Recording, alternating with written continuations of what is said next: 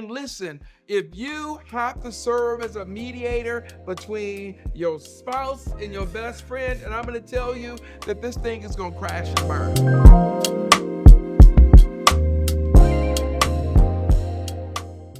Welcome back to the Dr. G.O. White Show. Today, we're going to dive into the question that I see on social media, in my home, in communication, in communities, and chat groups, and even in couple sessions. And you probably have had this conversation as well. And that is, can men and women in committed relationships have friends of the opposite sex?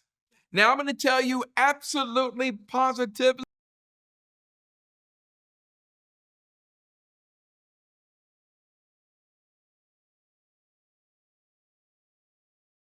Break down what these red flags and these green flags really look like in wrestling with this fundamental question. So I'm going to start on the positive and say that yes, and it all depends.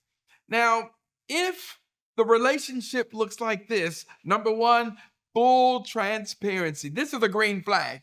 If there's full transparency, and what does that mean? Open communication, shared knowledge about your friendship, and no secretive behavior, because when that happens, it creates issues of distrust. So, full transparency. If that relationship is a friendship and your partner is aware and understands and is engaged and involved, then yes, it can work. Number two, respecting the boundaries. And this is very important. Both the friend and the partner honor the relationship in terms of closeness and privacy and physical affection. They've got to learn to respect those boundaries.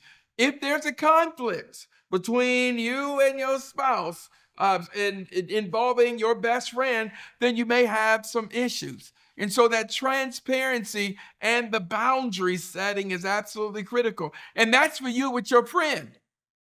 Whether it's a male or a female, you've got to have that conversation. If there's some issues and discussions that you won't have with your friends. So it's important to learn to set the boundaries. When the boundaries are respected, then this friendship that many times existed before your relationship. And that's a really big difference I need to be very, very clear about, is that if that relationship existed before you all got together, then that transparency and those boundaries are absolutely critical.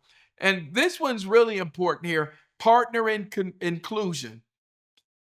Your best friend becomes a family friend. Let me say that. It's a family friend. If that friendship is isolated from your spouse, brothers, if that friendship is disconnected from your spouse, sisters, then you're going to have some issues. The friend is comfortable being around both you and your partner, and it makes a difference. You're comfortable with having you and your best friend present at the same time. So that partner inclusion, making that person a family friends, makes a difference. So even though I haven't got to the red flags, but I got to throw this one in here. So if your friendship, that best friendship you have, is independent of your partner, then you got some problems. So partnership inclusion is absolutely critical, and consistent relationship prioritization. Right? So this is my number 4 here, and I'm going to give you this here because this is important. Your partner's actions show that you are the priority. The moment you make your best friend of the opposite sex in any way the priority, it becomes an issue. The friendship is supposed to support the relationship instead of competing against it. So that consistency in terms of that relationship prioritization, and your spouse sees it and your spouse feels it, then it makes a big difference. But the moment, man, I keep getting to the red flags already. I might need to talk about these red flags, but let me just stick with the green flags here. It works when the consistent relationship is prioritized. So you don't make that best friend, and I'm gonna be honest, the opposite sex or the same sex. You don't make that best friend a greater priority than your partner. If that's the case, then you need to make that friendship, you need to reverse that thing. But it can work when you see that relationship at all time is prioritized. Not only prioritized, let me say this, not just prioritized, but at the same time, your partner feels the prioritization. So I think that that can work. And I think that when you're doing that successfully and consistently, I think it makes a big difference. But like I said, there are more circumstances and conditions where it won't work than it will work. And so we have to kind of break down these red flags. So the first one, I think this is very important because I hinted to it, right? So let's make a distinction here between a friendship, someone who's become your best friend before you and your spouse got together. Now, that's one type of best friend. And then there's this other person who has become a best friend since you two were together. Now, that dynamic is a little bit more complicated and can become a little more challenging because if this person has become your best friend of the opposite sex while you're in this relationship, well, that goes back to the other one around prioritization. So let's just, put that up there. So here's another red flag. Number two, secrecy or hidden communication. So if you have to have private conversations with your best friend, you have to delete text messages from your best friend, you're setting yourself up. So if one partner feels that he needs to delete those messages or hide the calls or downplay the nature of the relationship, well, that's a major flag. And I'm going to make that a big sign that we might have some issues in terms of this best friend. So the secrecy and the hidden communication is an absolute no. It is impossible to have a relationship with a friend of the opposite sex independent of your spouse. You are setting that relationship up for failure. Number three, emotional intimacy that suppresses the relationship. So this is a real big issue here, right? When the friend becomes a primary source of confidence where you can confide in this person, you've now reached the point where you can have conversations of concern and you're sharing this with your best friend of the opposite sex, but you don't want to have that type of conversation with your spouse, you're setting yourself up for failure. So I like the idea, right? There's nothing wrong, especially as you get older and you have people who've been in your life, right? So these types of relationships, they can happen. But when you start confiding to that degree in your best friend about what's going on in your relationship, right? You're setting yourself up. And here's the big no-no, right? There's a danger here when that best friend ear becomes so great that they accidentally become a side piece. Yeah, I said it. And that's how side pieces are born. They become the best listeners. They become the ones who understand. Side pieces give the best advice, right? So now, out of nowhere, that best friend somehow done morphed into your side piece because of that hidden communication, because you have failed to include that partner in that relationship. And so that's how that side piece gets born. So I'm saying that it is absolutely critical that in your communication that you don't hide things, and it's absolutely critical that the emotional intimacy, you keep those conversations between you and your spouse. And if that's not working and if it becomes difficult, well, then this is why you go to therapy.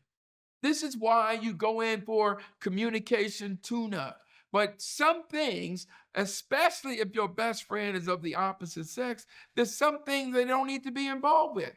Now, I don't want your spouse having that argument with you because some issue didn't happen between your spouse and your best friend said something that was between you two, then you know you've set up and you've created a red flag.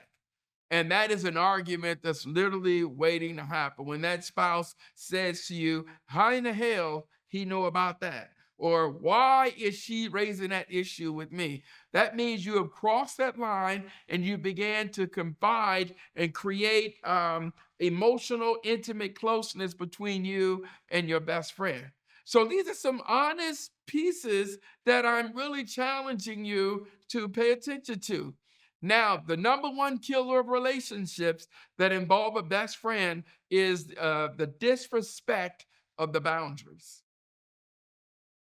If there's a conflict between your spouse and your best friend, and your best friend of the opposite sex is not respecting the boundary, they're saying things that they shouldn't be saying, or and that friend is dismissing any issues or concerns, even when your spouse tries to have a conversation with them, or they might minimize or make jokes, or even call them late at night when they shouldn't be calling. These are some boundaries that are being broken, and your spouse has every right to say, why in the hell is he calling at 10 o'clock at night? There is nothing wrong with your spouse turning and saying, why in the hell are y'all texting while we laying up here in bed watching TV? It's boundaries. Even if you violate it, I'm saying that a real best friend of the opposite sex is going to also help you stick to and manage the boundaries. So the boundary setting is absolutely critical. But I'm going to tell you right now, if that best friend, especially if it's one of your new best friends, and again, I'm doing that because this is somebody who's come on since you've been with your spouse, and the new best friends, and they don't respect those boundaries, then you have some issues there.